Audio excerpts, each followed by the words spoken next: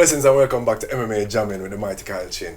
It's been a minute, it's been a while. You don't know how to deal with some personal things, mom passed and all of that, so we had to, regroup and come back again. But we're back. There's a lot of exciting things that have been happening, especially in MMA, the rise of Israel Adesanya with an amazing performance against Paulo Costa recently.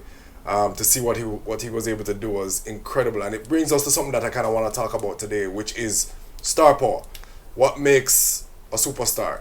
Adesanya is definitely becoming the next big superstar. He's going to be bigger than Conor McGregor, in my opinion. And there's several factors that I kind of see that are recurring to do with these superstars.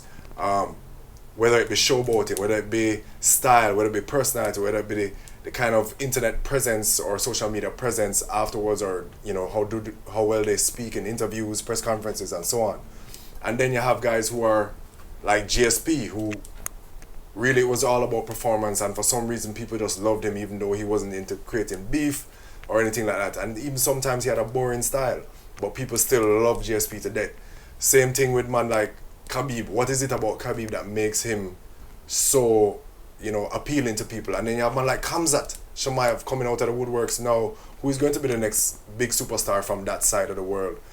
People liken him a lot to Khabib, and so it's going to be interesting to discuss it. And I want to discuss it today with a brethren who is doing his thing in Florida. Former light heavyweight amateur champion, and now doing his pro run. Has just started his pro run at 2-0. He's a knockout artist, he's a ground and pound artist.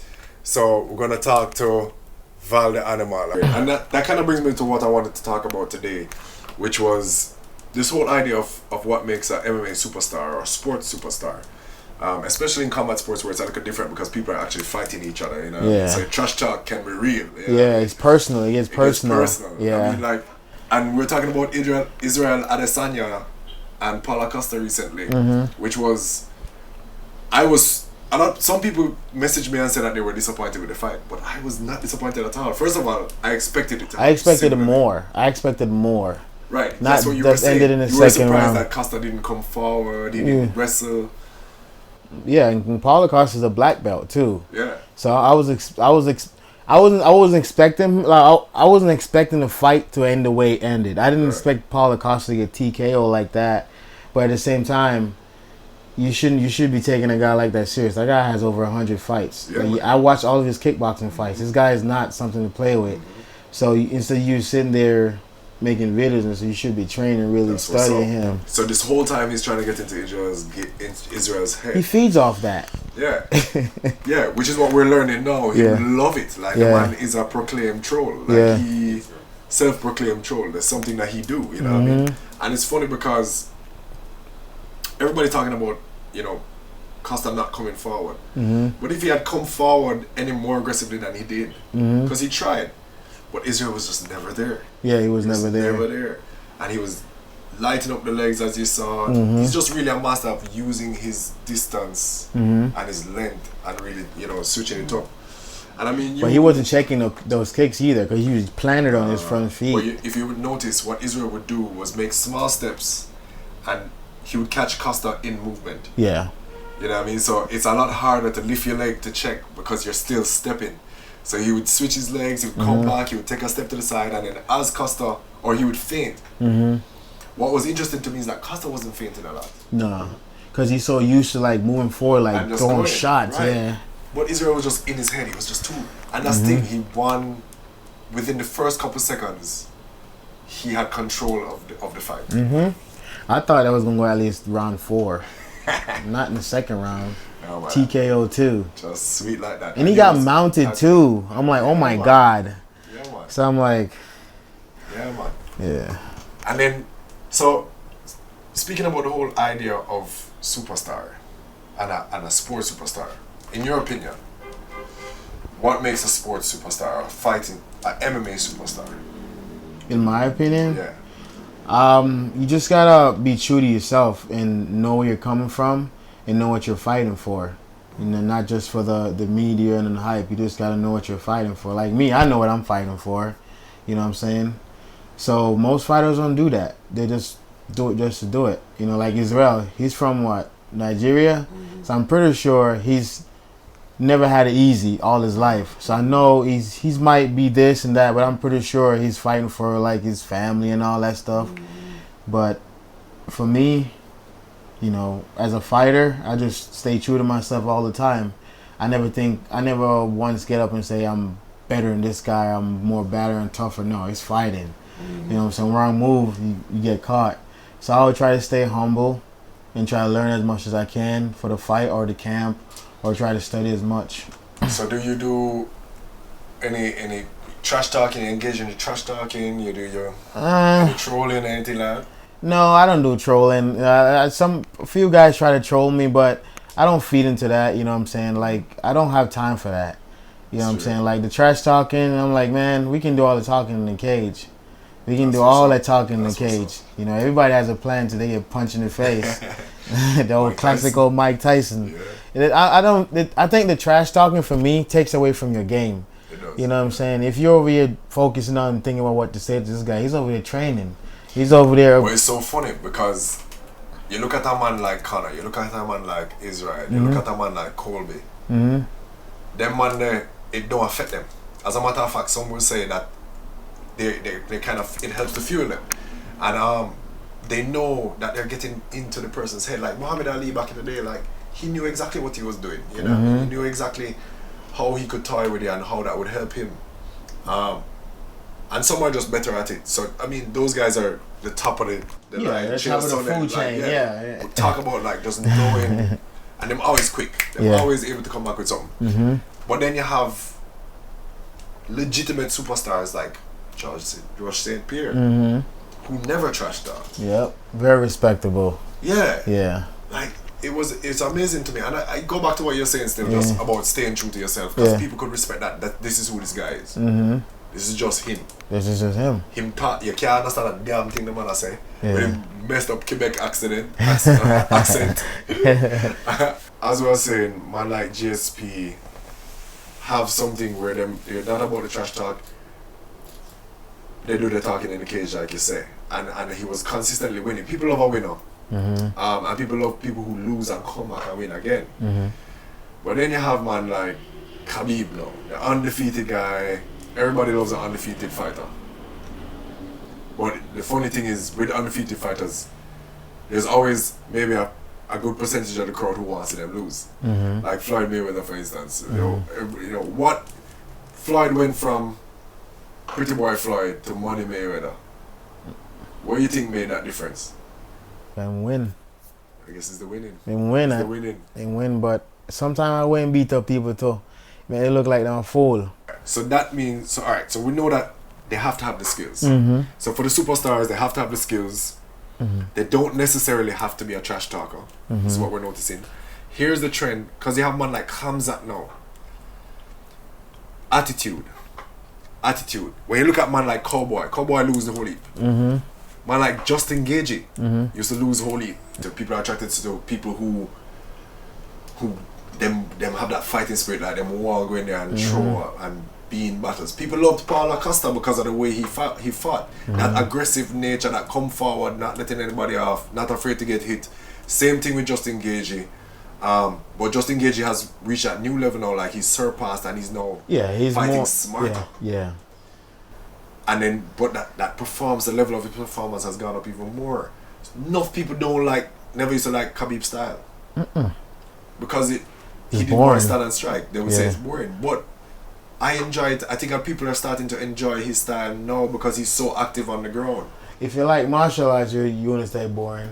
Right. If you like martial arts, you want to stay boring. Yeah. Got mixed martial arts. I mean, man, anything go. Exactly. Yeah. And it's the things that he does too. Like Khabib will talk to you while he's beating you up. And the fact that he will grown up on and be talking to you and telling you, just give up, brother. Just give up. Oh, he's Johnson.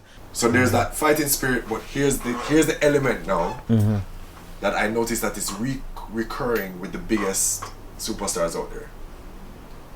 None of them are from the US.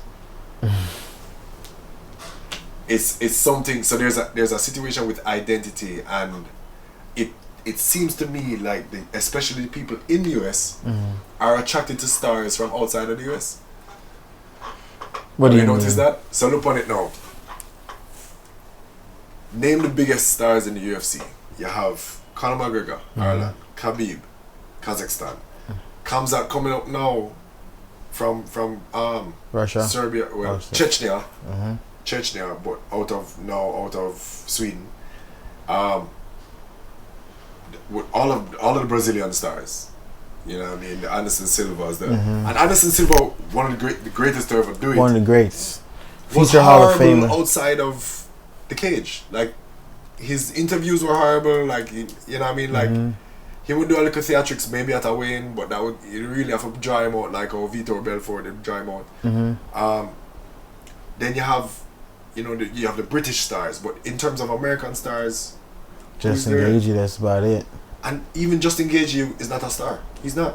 Not yet. He's not there. Not yet. Not yet. Because and when I say star, I mean crossover. So like Israel Adesanya is crossing over.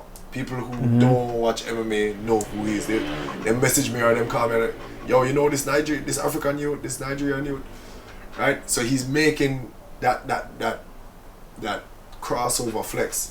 You have the Usman, Nigeria. who has Nigerian background, but he's American. You never born there. He never born there. Oh. Not that I don't think so, and I don't think people are putting him in that bracket like a Ngannou. Oh, See that? No, yeah. so like the Ngannou them. In Ghana, real. He from where's from? Cameroon, innit? Cameroon. Yeah. Cameroon, yeah. And them man they proper superstar status. He's crossed over as well. So I'm looking at that now as an element, which is why I think the people like Usman, people like even our boy Aljamain Sterling, who are repping, and yourself who are you born here, but Groya. someone like Aljamain who never born in Jamaica, but he's now repping Jamaica hard, because I think it does help your image and your star power when you can show that flag. You stand out more. You stand out more because and I think it just boils down to that. I think because the sport is so popular in America and it's so saturated in America that you have to find little ways to stand out. There needs to be something different. Uriah Hall. Doesn't rep Jamaica at all. No? Not even one time. Really? Not even one. The only time I've ever heard Uriah talk about Jamaica was on Ultimate Fighter. He's never held a flag. He's never, it's amazing to me how the man just don't rep Jamaica none at all. And the man actually born here. Yeah. Left here when he was about 9 years old. I don't know, man. I don't know what it is. I don't know. But me know me I come from though. Yeah. You know me I come. Exactly, yeah. Well, yeah. So we have this.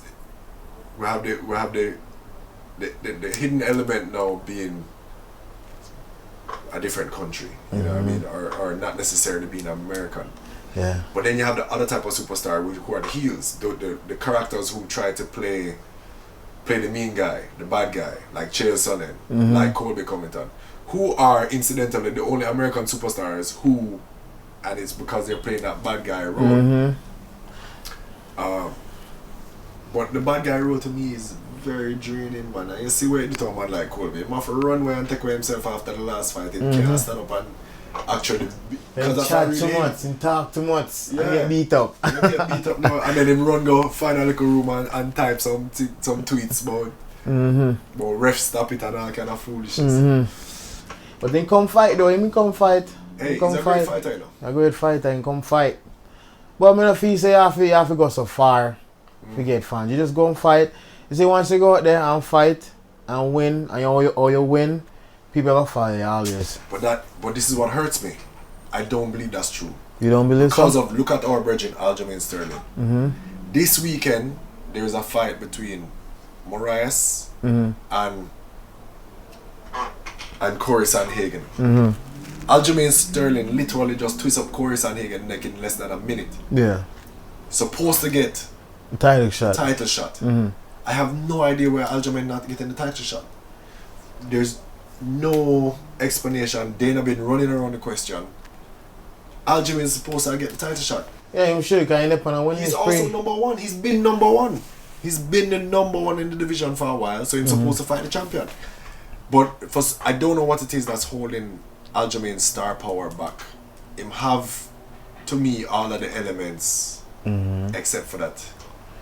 Him. Aljamain is most like a jiu-jitsu guy, right? He's a jiu-jitsu guy. He's a jiu-jitsu But guy. you know what he did recently was start striking. Yeah. So he had put on a great performance one day. I try to remember who. It was Jimmy Rivera. So against Jimmy Rivera, we saw Aljamain beautiful striking, using the jab a lot, using really changing up the game and showing that he can do it all. We give him chance soon, man. If let's go and see him, Yeah, but man. I saw UFC going on, but me, say I not really fancy for UFC now. One championship, more and go. Really? Yeah. Yeah? Then Tell me why. then they're just different. It's different. The culture is very different. Culture is different. The idea of superstardom over there is so different too, because the people who are superstars over there are the people who just fight well. That's what them love. Them love people who are very technical, and people who have heart, and people who fight well. Whereas in this side of the world, all of the things we mentioned is what makes a superstar. At one championships, you go in there, you win your fights, you get that stardom.